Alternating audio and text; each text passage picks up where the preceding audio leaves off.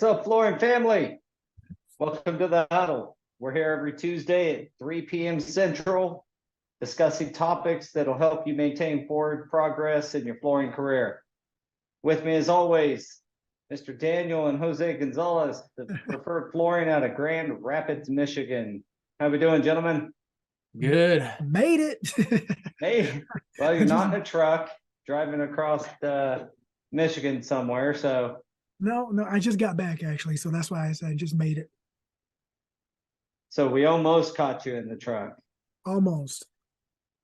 Well, you've always pulled it off in one manner or another. I think I've spent a day or two of the podcast in a vehicle myself. Yeah. So, all right. So today, episode 52, we're talking about overcoming and managing common installation challenges. So, you know, with a lot of our subject matter here at Go Carerra, we're dealing with, you know, the same real big issues are always going to continue to come up. So talking on the micro issues is always kind of a fun thing to do. And I think that's kind of where we can find those nuggets. So, you know, the challenges and managing those challenges of installation. So let's start with commercial because that's what I love. all of us do. Yeah. And that's what we do the most of. So what are I'll throw a couple out there that we have found, and you can get as deep as you want, but I think one of the biggest installation challenges that we face as a company from the company side, and I think it also affects our subs and their money, is efficiency. Getting on the job site, things not being ready, you know, moisture issues, or really, you know, the moisture issues you can deal with, but it's really like driving 3 or 4 hours to a job site, having crews show up, and then the area not being ready. That's never happened. That's never happened before at all, right?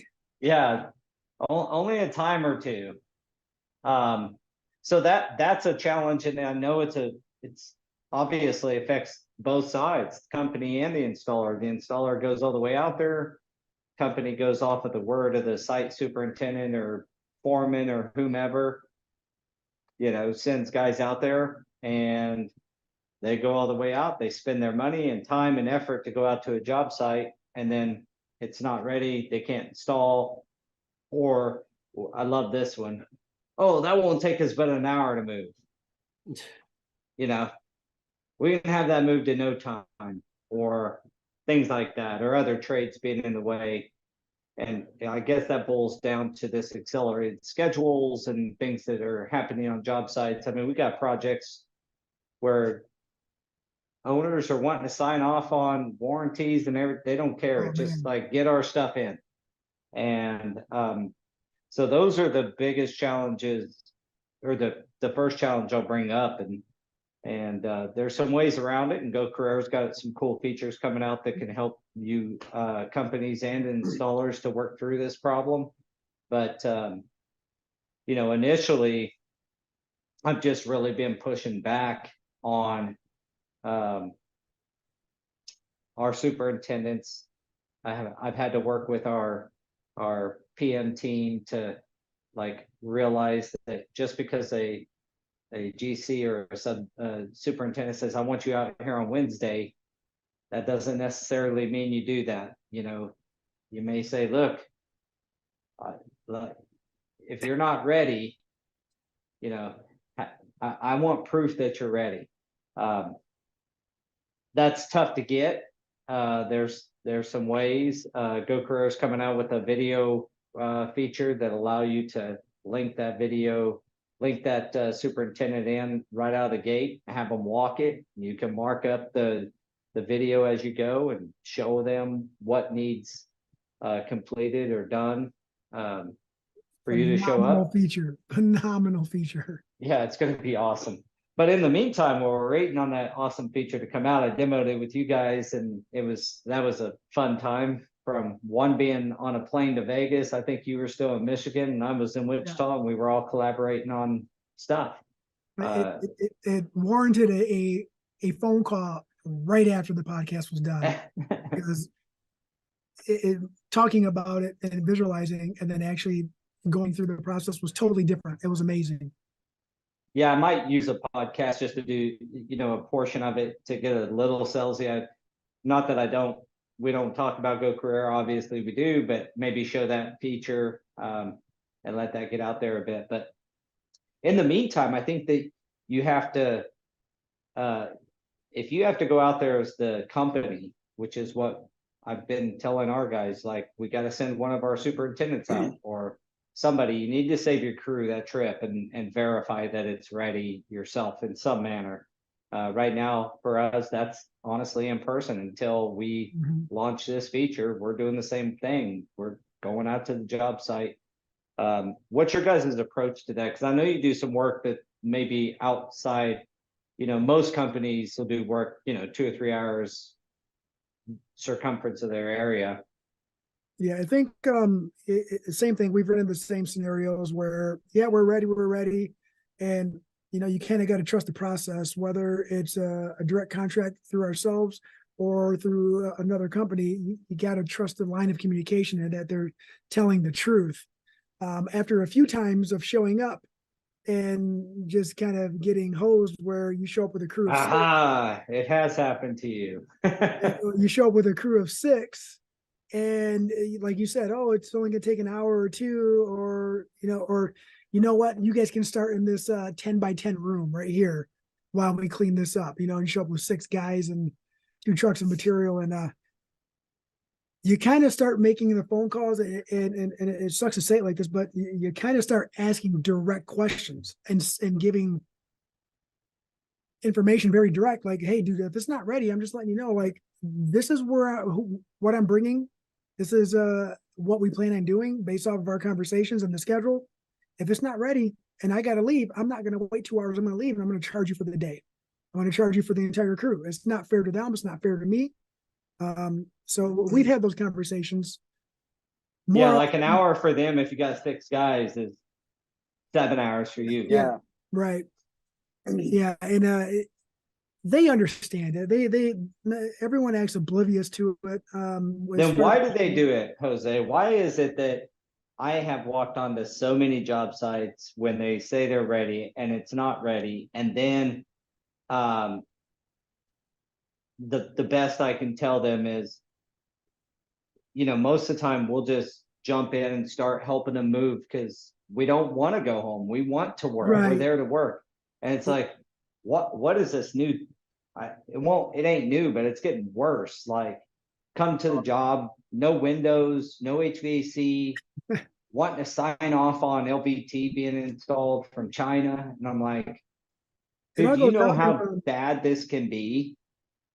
It all goes down to years ago. I remember when we used to have, I remember when deadlines were realistic, right? I remember when you had a deadline like, hey, we're breaking ground. We got 18 months for this project.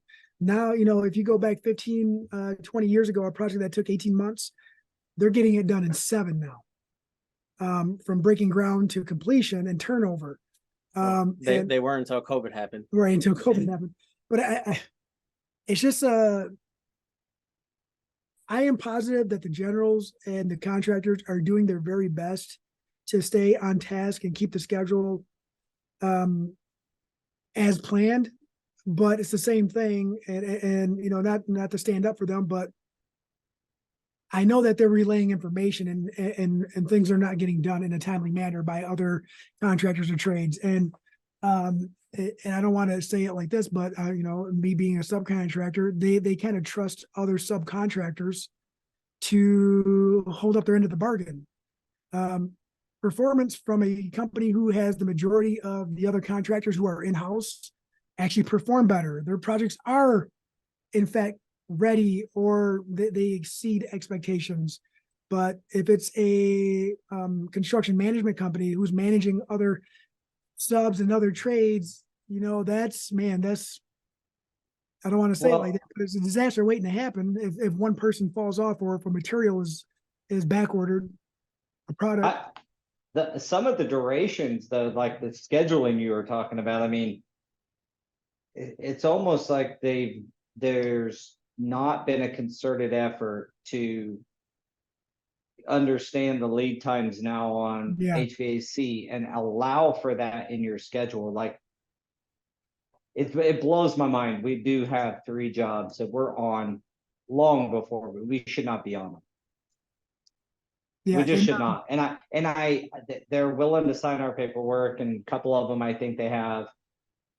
The others are like, well, we're monitoring site conditions and keeping site conditions up to date or up to par with what the specs say. And I'm like, you know, are you keeping them on? Who's monitoring this stuff at night? Like you got 12 hours you got half the hours of the day that no one's there really monitoring it. So And it's just frustrating. Carlos is on LinkedIn. He said about the moving and the hours and stuff. Do we put anything in the contract about charging per day? And I think you can put anything that you want when you send it to them, but they're always going to send you their contract back, and then it supersedes whatever you say anyways. Yeah, it's always their contract, and you can mark it up, and we do. But most contracts state, that the GC is driving the schedule, and that you agree that you're going to be there when scheduled to perform the work. And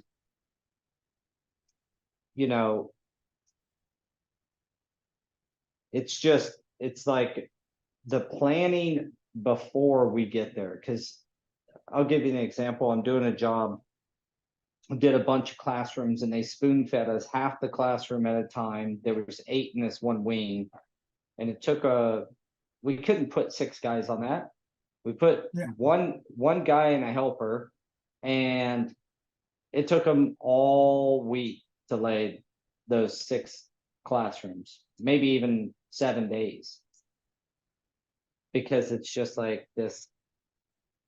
Now, it's an out-of-town job. It's still in Kansas, but it's pretty far out. Now I've had this guy out of town to get 400 yards of carpet and maybe 800 to 1,000 square foot of LVT put in.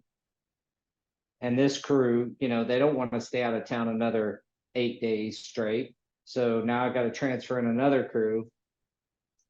It's so what we did, I'll tell you how we handled it, is I started just deciding that we'd push back to the GC and say, no, you have it ready this day, and I am coming with 6 guys. I'm not coming with 1 or 2, because they tried that stuff that in this big main huge common area, all carpet tile, and they want us to start in this corner and then kind of move this way, and then they'll move stuff onto it. And I was like, no, just get it ready.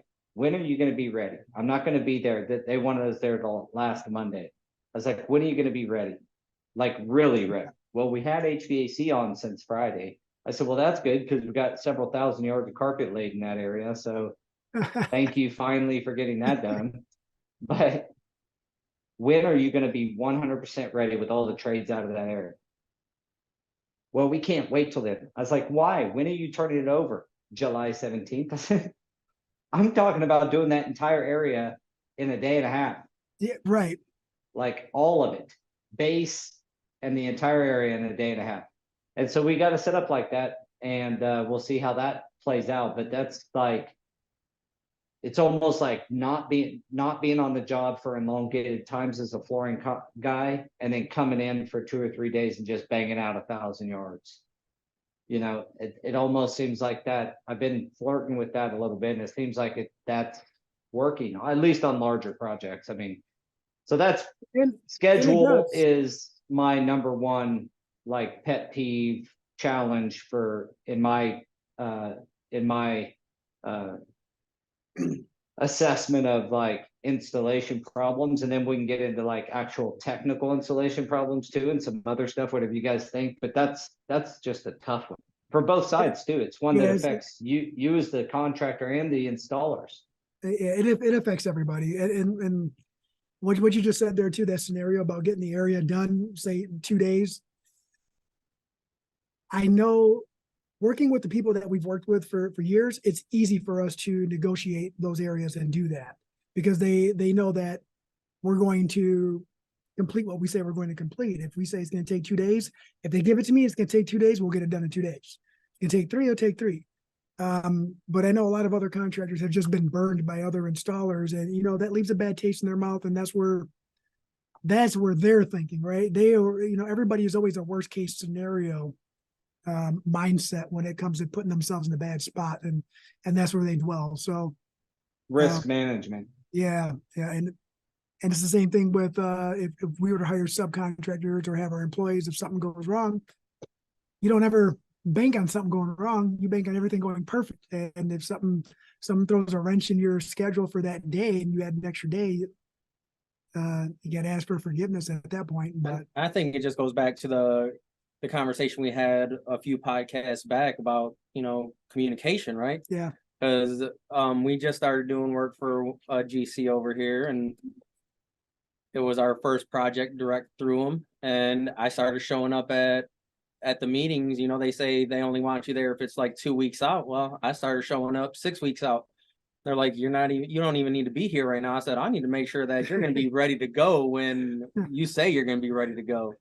yeah. That's a good point. Maybe getting to job meetings earlier. That's a good idea. And a So you familiar started face, going too. 6 weeks out, or Yep. is that literal? That was Yeah. Yeah, and they asked me why I was there. I said, because when we get this carpet, my I'm job. trying to start installing it as soon as it gets in. Yeah. My scope depends on all these other guys and what you're telling them right now. And then if all else fails, like you're talking about the owners of the sign off, I don't know if they relay all the correct information to the owners of the facilities or buildings, because if you tell I don't know, maybe I'm different. If you tell an owner or tell me that I'm going to pretty much cut the life of a material or potentially cut the life of material in half because I'm trying to rush it, and then I'm not going to get the value out of my investment, I'm probably just going to want to wait a little bit and make sure it's done right. But that's just me. Well, I just said no to a project where they wanted to put, and I talked to the manufacturer, and it's cork flooring in a hot yoga studio. And they were like, you know what? This is the method that you can use. It's still not warranted, but I've seen it perform and not fail. So I'm like, all right. And then they were like, as long as you don't use the floating system, you'll be fine. And then they came back, hey, they're going to buy their own flooring now. So 1, I lost the sale of the material. And then 2, they want to put floating in there. And I'm like, no, we're not going to do it. And they just came back with, well, we're never going to use your company. And I said, that's totally fine. It seems like we have different values, and I'm not going to install a floor that I know is going to fail. Wow. If they only knew you're just trying to prevent a lot of heartache and headache in the future. Well, when he There's first plenty talked, of companies that'll just come throw shit in for you. Why Right. come?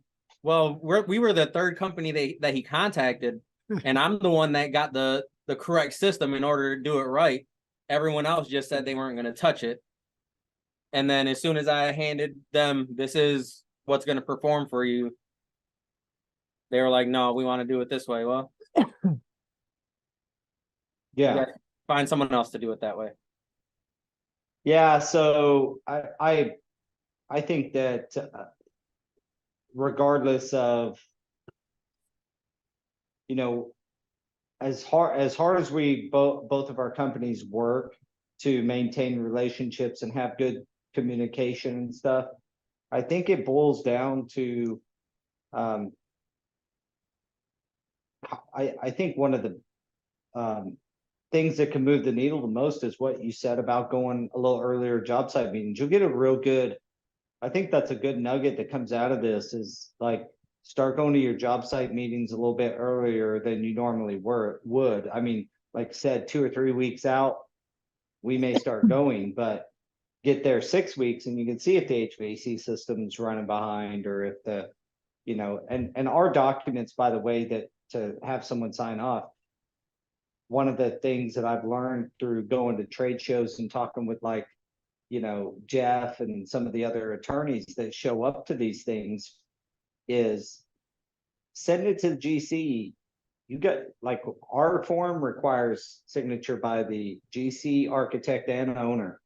If there's not an architect, there's always a GC and always an owner. And if it happens to be the same, sign it twice.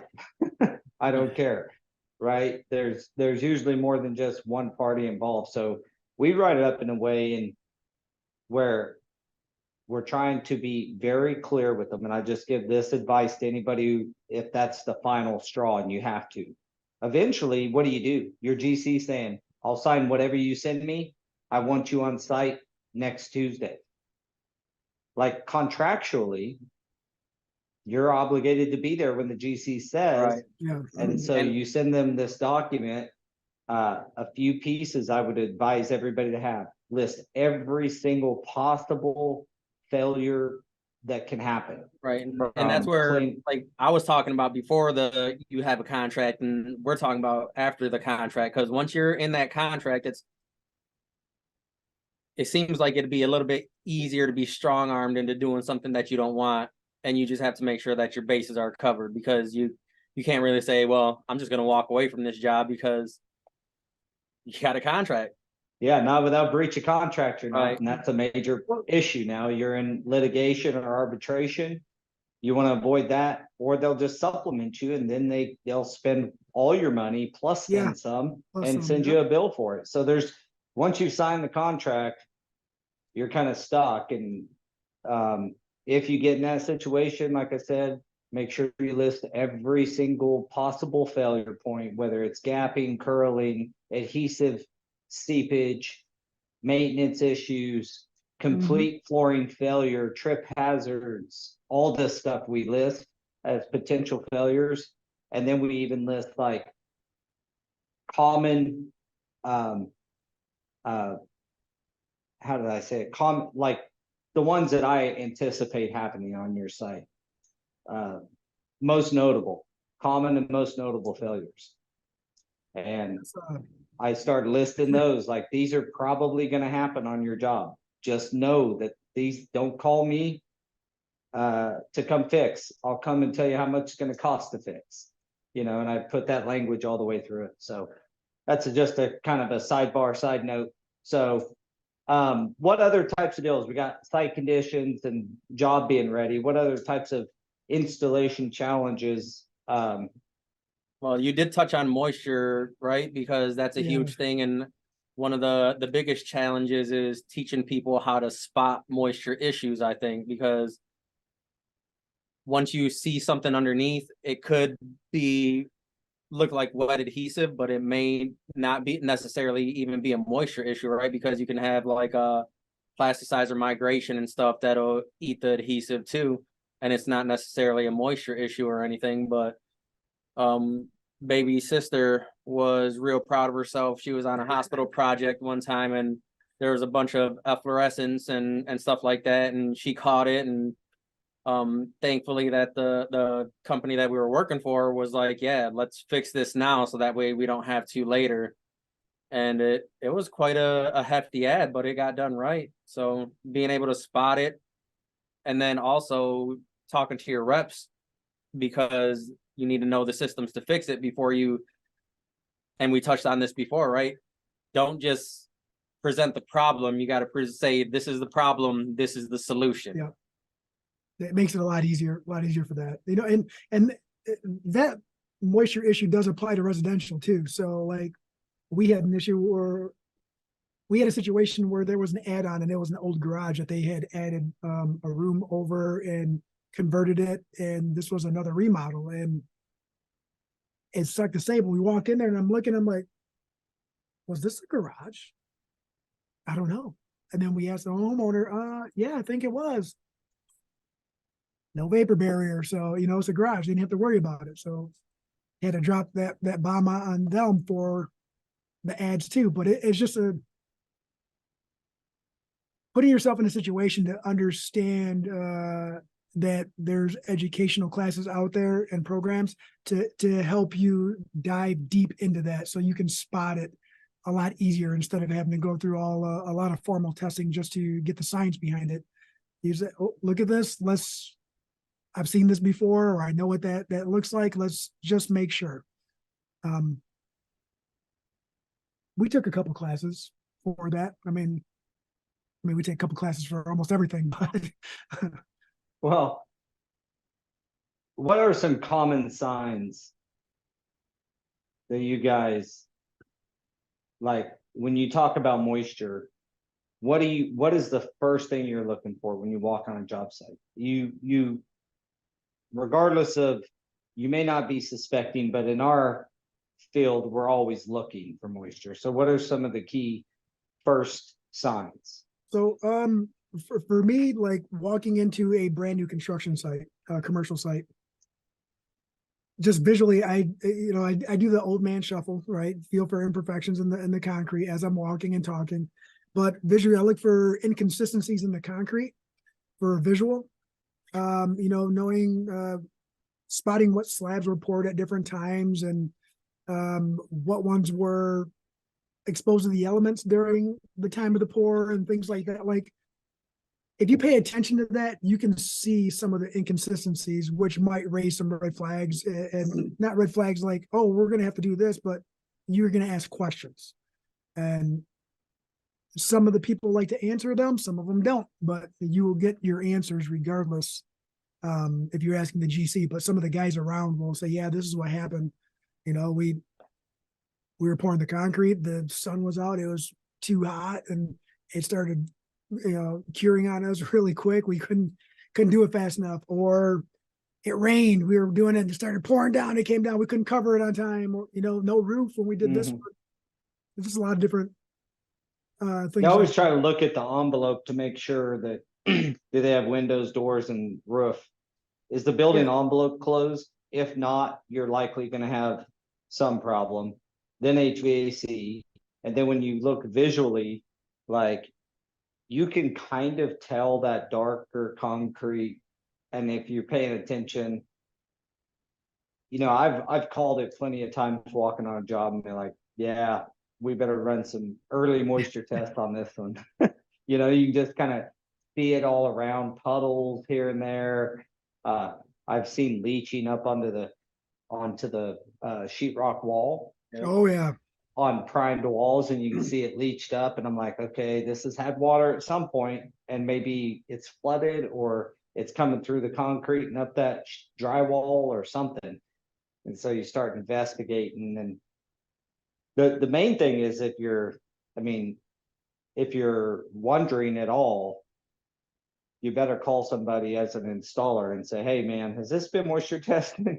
Like your crew's going out, like, if this has, what was the reading? Because they can change. So having your crew understand that just because you moisture tested 2 weeks ago, or 72 hours ago, if you're following the guidelines, you're supposed to do it within 72 hours of installation.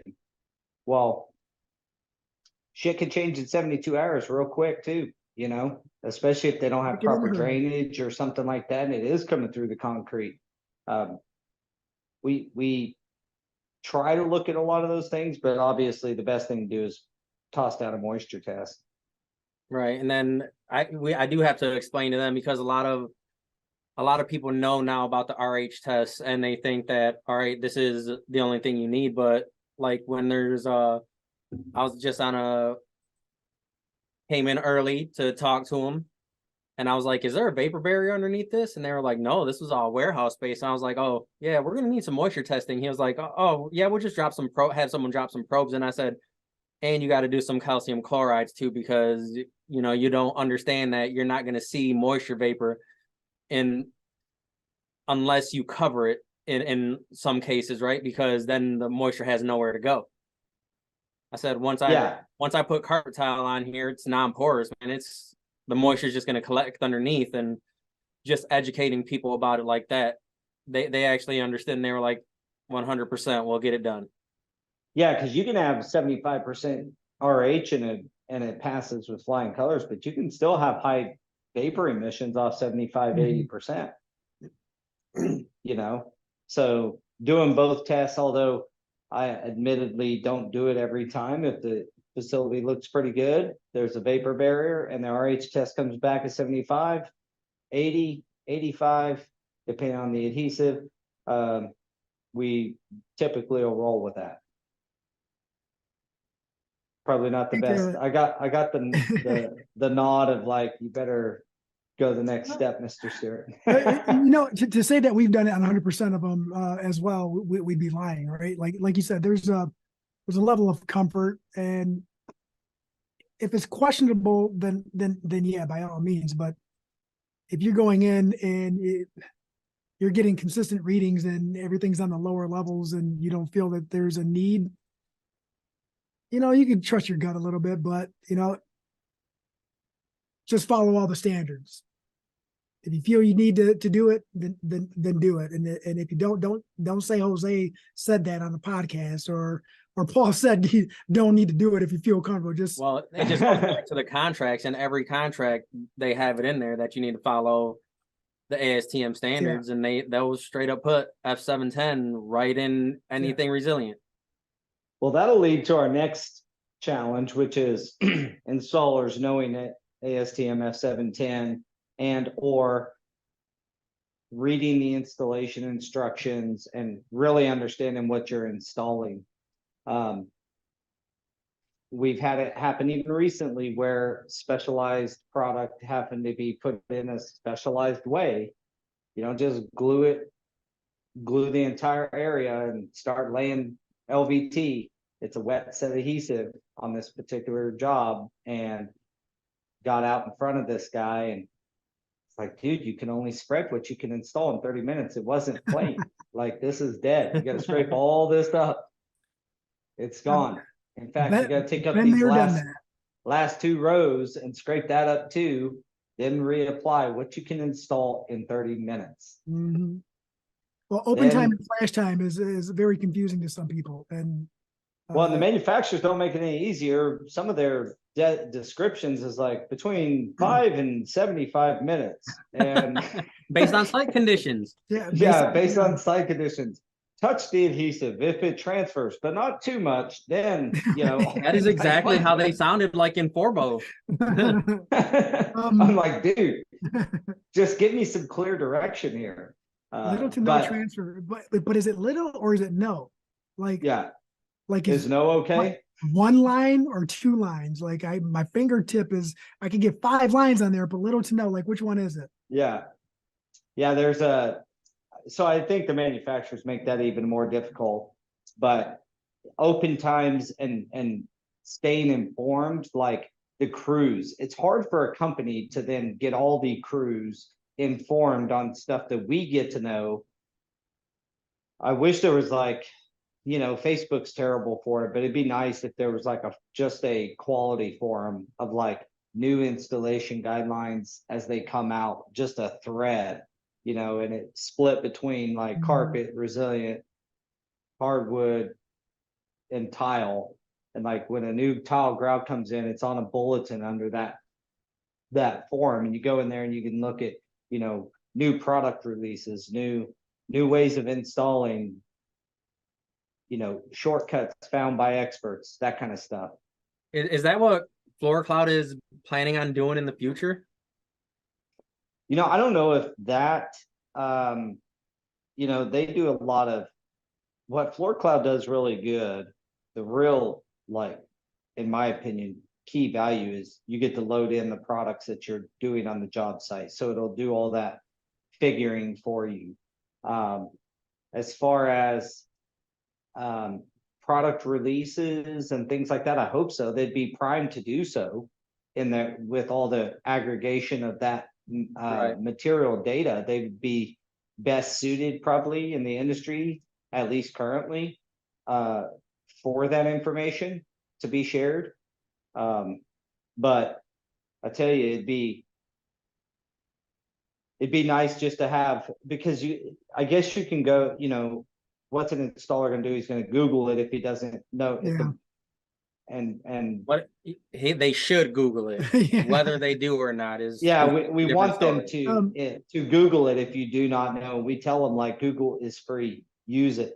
Like if Or you reach don't, out. You know, Yeah. we get calls all the time. Hey, I've never worked with this before. And then, you know, I could say this is what we did the last time, but I still need to look up to see if anything's changed. Yeah. And when Crystal and I were down in Georgia, I think I brought that question up about a QR code for a live scan on a bucket and immediate updates, but it would be industry wide, right? And I won't say the manufacturer, but they said that their website is updated as everything happens. So in order to find out, you got to go there and check it out. Which is okay, but you know, not everyone's going to do that all the time. But if there were alerts, if there were a way to become a member of that manufacturer and receive alerts to a specific app or anything like that with material updates or changes, that would be great. well, at the very least, Google it. Like, Yeah. I know that sounds pretty simple, but pull out your phone, and GTS. Google this. Is that Yep. what that means? Yep. Google that Google stuff. that S. Yeah, good stuff. There you go. We don't need another Paul mishap. Let me just type it for you guys. Okay. We won't bring that up. So, all right. So we talked about site conditions, moisture issues, and kind of identifying those early on.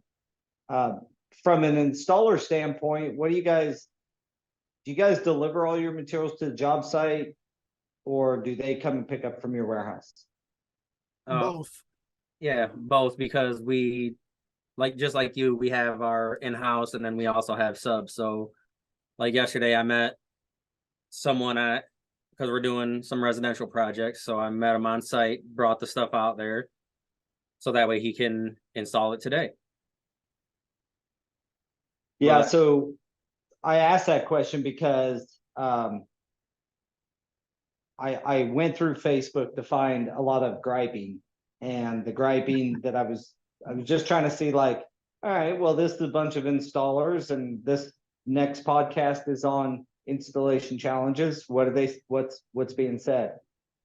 Salesmen. Now it's heavily skewed residential on most of the Facebook stuff. So salesmen in general selling stuff that they don't know themselves not only how to install, but that it's the right product for the job. Now, I think that's more on residential, because in commercial, as you guys know, you got more like professionals picking it, at least to an extent. An architect or a designer who's been doing it, especially seasoned people, they kind of understand you're not going to be putting carpet on a pool deck or something, like you're not doing these silly things.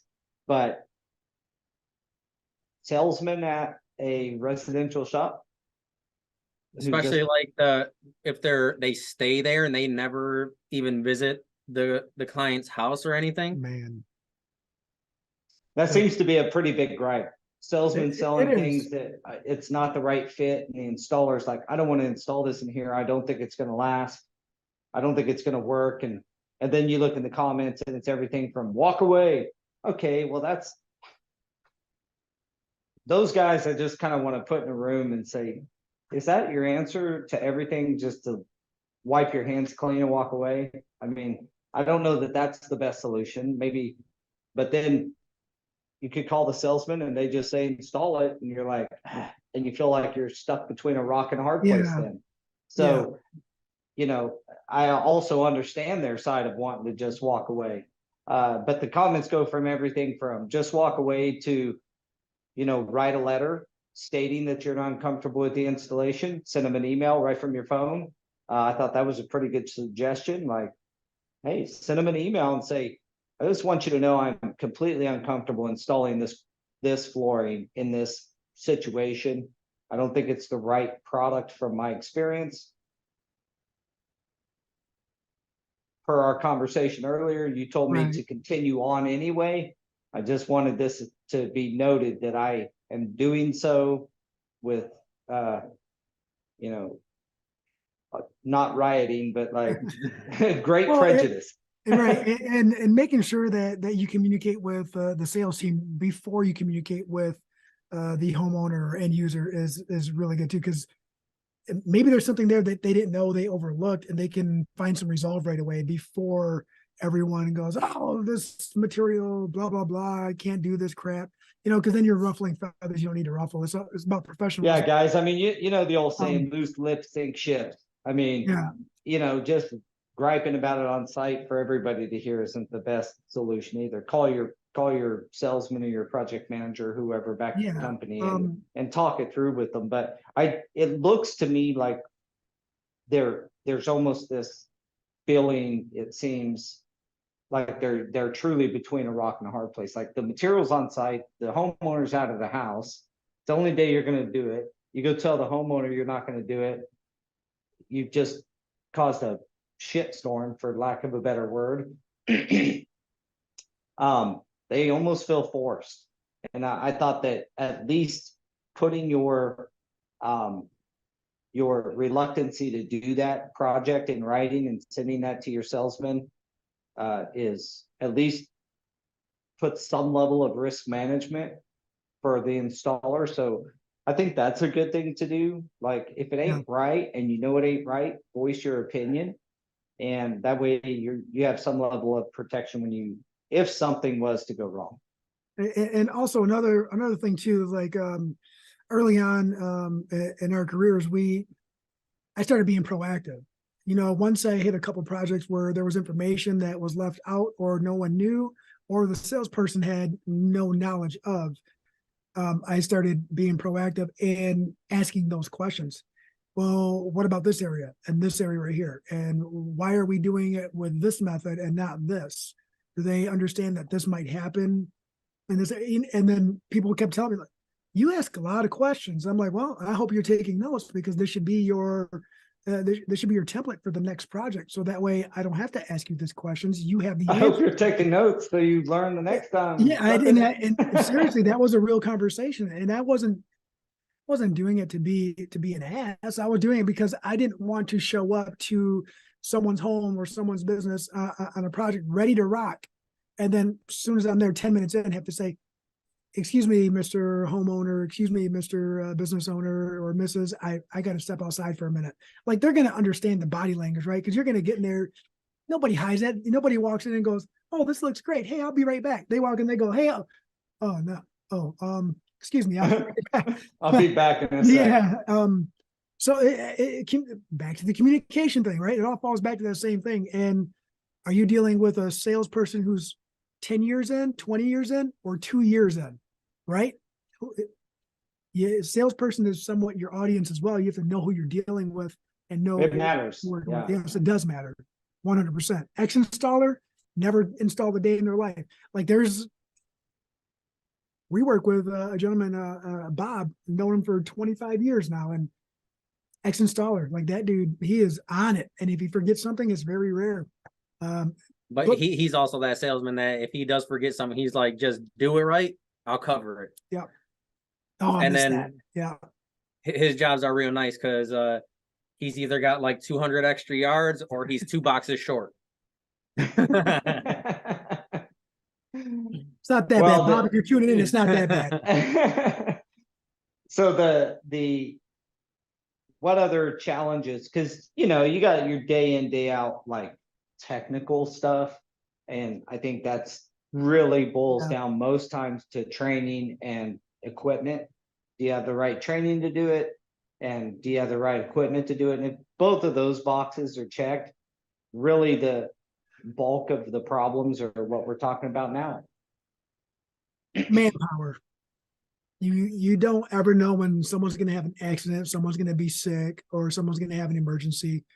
That's always going to be a challenge, right? And the smaller the company, the more it affects you.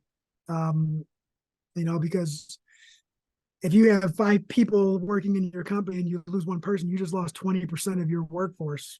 If you look at it like that, and it's just one of the things that you have to learn how to deal with. Like, I think I still have a hard time dealing with that. but learning to, you can only control what you can control, right? Like, hey, griping about it for 2 hours in the morning and making a big deal about it isn't solving anything. You have to set that aside and be part of the solution, not the problem, and figure it out. Yeah. So do you have means of when somebody gets hurt or, gets sick one day, what's your first thing? We Pad still, up. I Pad mean, up. you would do the I- same thing sometimes. Yeah. I still Pad did. up. I was welding a stage last week, I'm gonna be installing carpet tomorrow. We employ 40 some people at my company and have 60, 70 subs on top of that, but still not, partially because I still actually enjoy the stuff. I know that a lot of them, I still do, but the it is other nice. part of that is I enjoy teaching, so I'll have my a bunch of my leads with me on this job and just teaching them, making sure they understand how to properly set up a job, because I'm not fast because I can cut faster than another guy. Mm, I'm fast because I know how to set up a job to where it flows in a manner that everybody stays busy, very fluid like. yes. That's what I Systematic. like doing when I walk on a job, is make sure that it's set up and, patching, starting here and there, pulling out tape measures, starting to put down ley lines while the patch is going down, and doing things in a sequence that ends up getting the job done faster.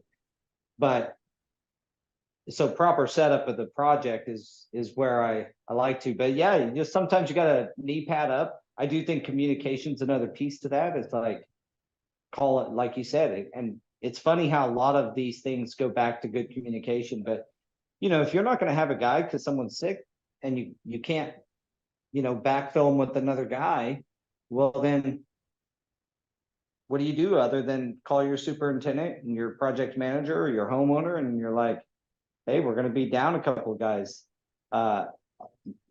We'll look at the whole schedule and the entire team and say what jobs are not in trouble at all, and can we pull from Yes. and stay and maintain over there, but not maybe knocking it out of the park to knock it out of the park over here.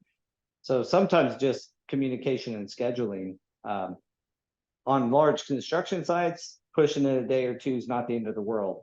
Pushing Miss Jones' kitchen that she moved out of. Yeah. Well, we actually had one of those this week, right? Last week. Last week. Our guy that we had scheduled to do the carpet had a death in the family that he had to deal with, and they put him a day behind. He ended up losing a day of work, and he got put a day behind, and he was trying to stay on task, but he couldn't catch up. And it's just like, at that point, it's like, hey, dude, don't worry about it, man. We got it. Calm, collected. And then as soon as he hang up the phone, it's like, oh man, I don't know how we're gonna do it, but you know what? Baby sister, she's a miracle worker sometimes. She stepped up, and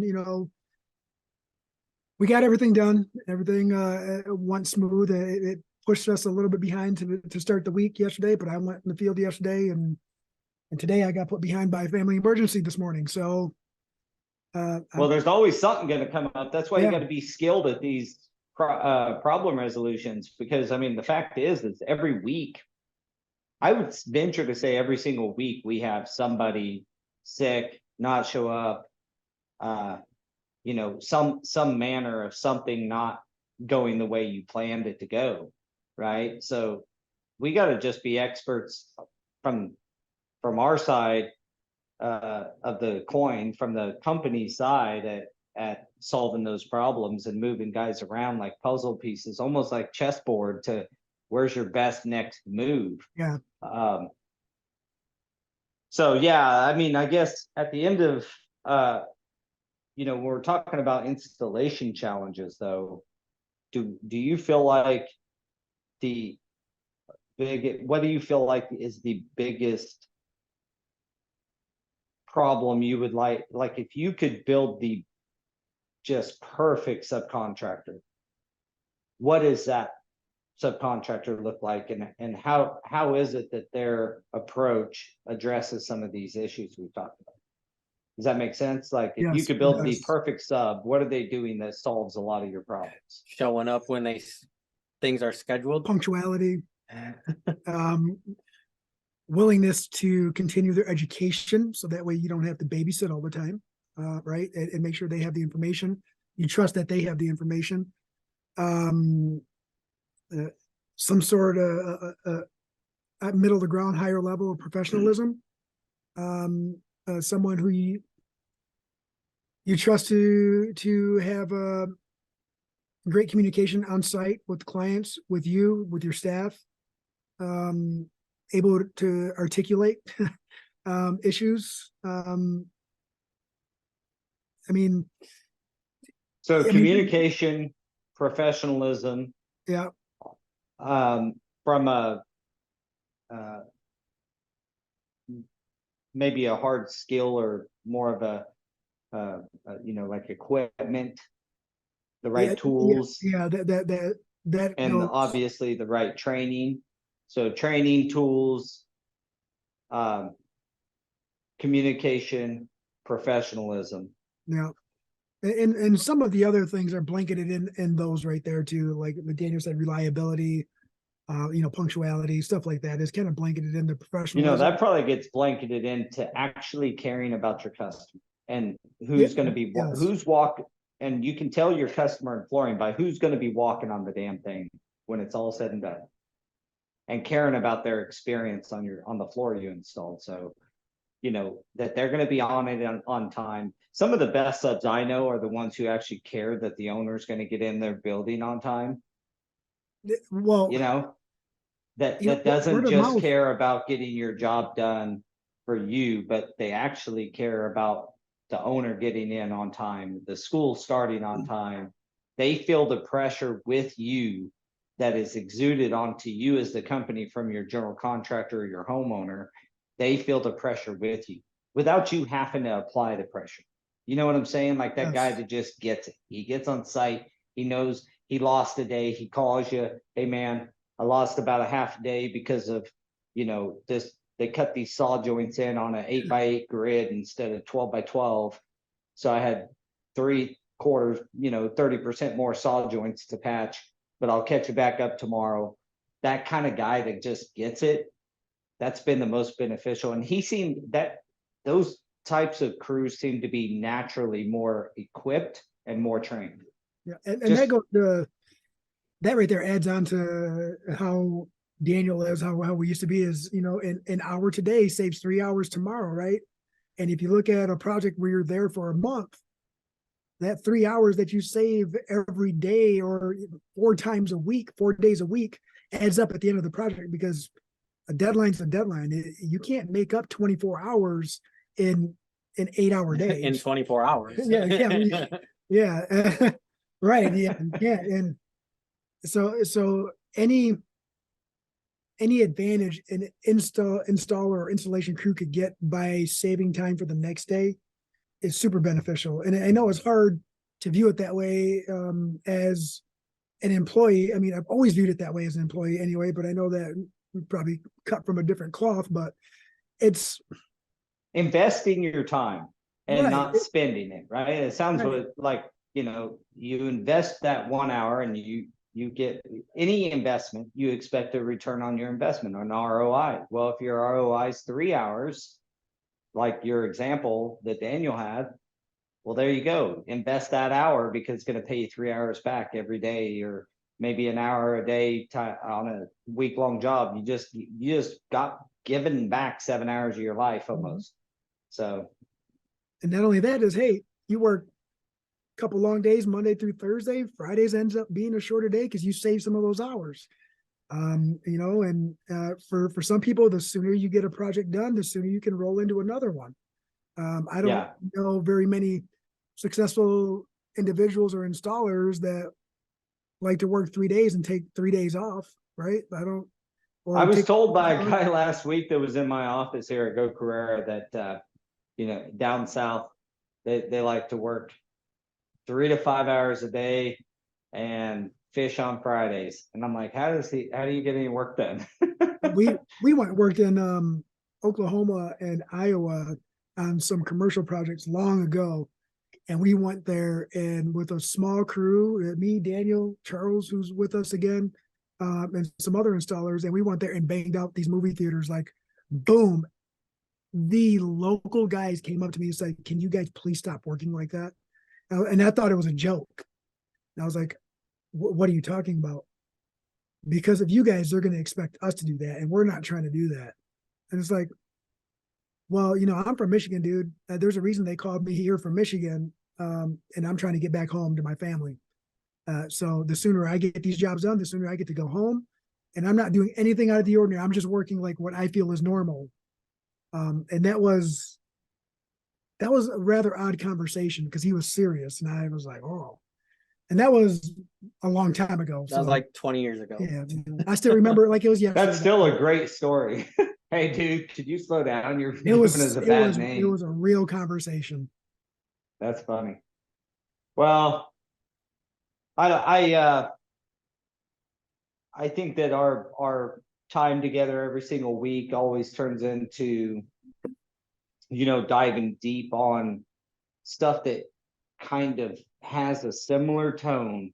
Yeah. And and why is that? It's because the big issues are still the big issues.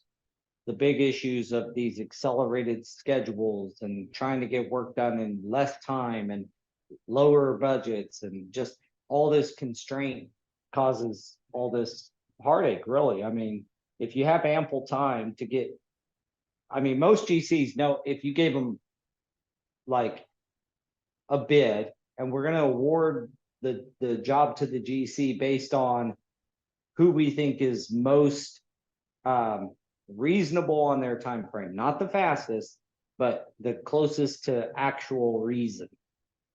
And that's how you awarded bids. Then a GC could put the pieces in. They know how to build a building. The problem is they agree to these condensed schedules that these owners want from them, which I love all you owners out there, but at the same time, when you constrain those schedules, I had a conversation with a very large client of mine in the same regard. And we do a ton of work directly with them. And then we do some work through a GC or several GCs that on bigger projects for him. And he pulled me aside.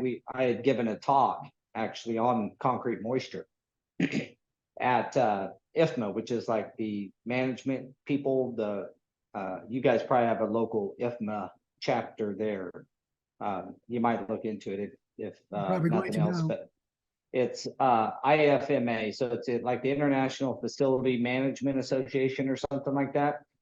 Anyway, I was given a talk about concrete moisture, and my client I had never met, he was the head guy at the facility, came up and said, "Hey, I never met Stuart." And we started having a conversation. He's like, you kind of had a little bit of a struggle on that last job because I'm not used to having any problems with your company. And I was like, well, I understand, but just so you understand, I won't throw anybody under the bus. But when you have someone else in the middle, like a general contractor who dictates our schedule, you're not getting the same level of what we provide you when we're working directly with you, because we tell you we're going to be there on this date and we could be there on this date. There's nothing in our way from being there and performing the job the way we see fit. But when we get to a job that has a GC involved and someone's in the way and we can only do this little area, or we can only work for 2 to 3 days, then we got to leave.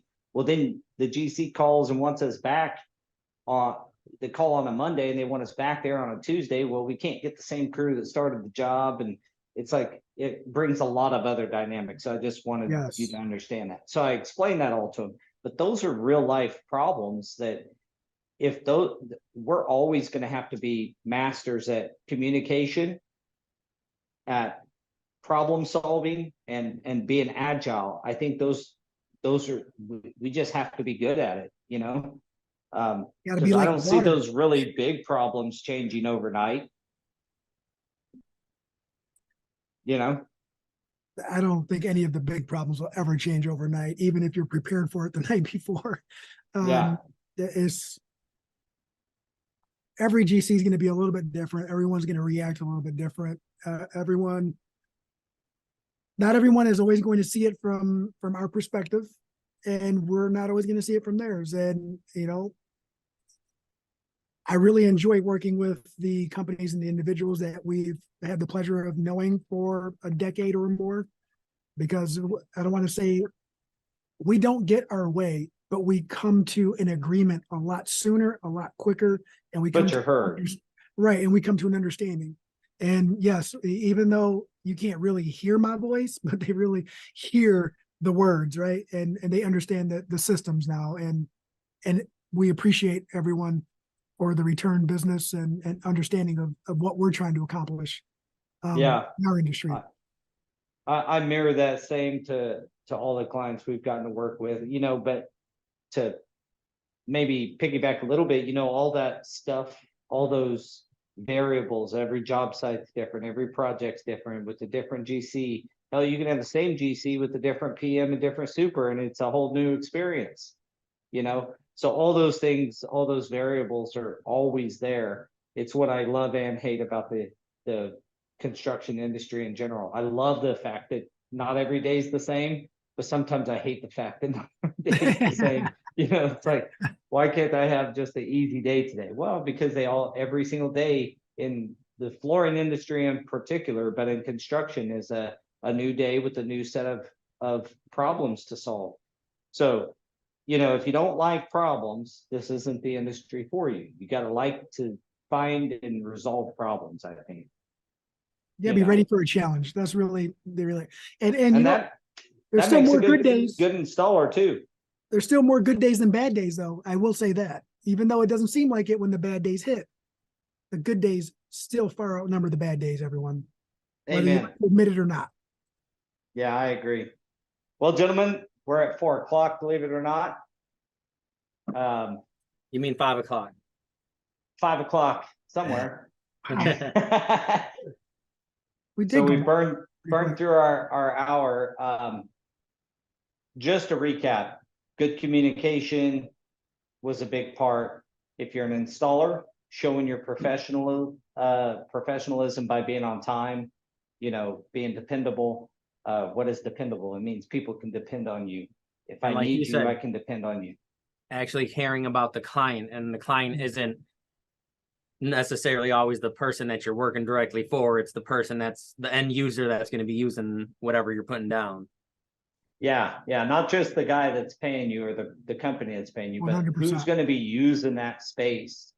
If you care about them, you'll pretty much do a good job, because you can get through a lot of stuff if you're caring about the right stuff, the right things. So yeah, I can't say it enough. When you guys brought up communication, that solves a lot of problems. And Link with Go Carerra, if you haven't seen it and you're in the audience, you're going to be blown away when we start demoing and showing video of this stuff. It'll tremendously help with the communication piece. I've got a few more rounds that I got to do with you guys. I want to do a couple more, show you some things we've tweaked. So we've got a few more tests with everybody, but yeah, I'm excited to roll that feature out to everyone and hopefully save everybody some time and money. So if you're watching us on YouTube, consider giving us the like and subscribe. I know we're not talking about AI all the time, although we did get into that last week. We're not necessarily talking about the most interesting subjects on the planet, but we are talking about other people, which may be the most interesting. So, we're talking about tradesmen and women who put food on their table by putting in, by using the skills in their hands and the talent in their brain. And so I think all of our mission here is to elevate the tradesmen, and what they do for all of us. So the building you're working in, the house you're sitting in, the car you drive is likely done by a skilled person. And so value what they give to our society and value what they give to you and your family. So with that, we'll sign out. You guys got any last words? No, thanks everyone for joining all the time. We get a lot of the same return people on live and stuff like that. So actually I have a question just to throw it out there for people to answer. What can sales team who give you guys the projects do better on their end to make sure that your checklist is checked and marked for what you expect? I would like to see some ideas. Maybe we can use Yeah. that in the future. Throw it in the comments, and if you guys have any suggestions on topics or things you'd like us to discuss or bring an expert on, we can do that as well. But if you have anything that you'd like to see, tag us in your group, tag the guys in your Facebook group about an issue. We might just post this as a question, what topics on the Facebook, on our Facebook page, and maybe throw it in the groups as well. But if you have any suggestions for topics or things you'd like for us to go over, even if it's very specific on a product, on how to install a certain product, even if we don't know, we can get you the right resource and get you guys plugged in. So reach out to us if we can help, and we will see you guys next week. All right. See ya. All right. We're going- See you guys. Thank you.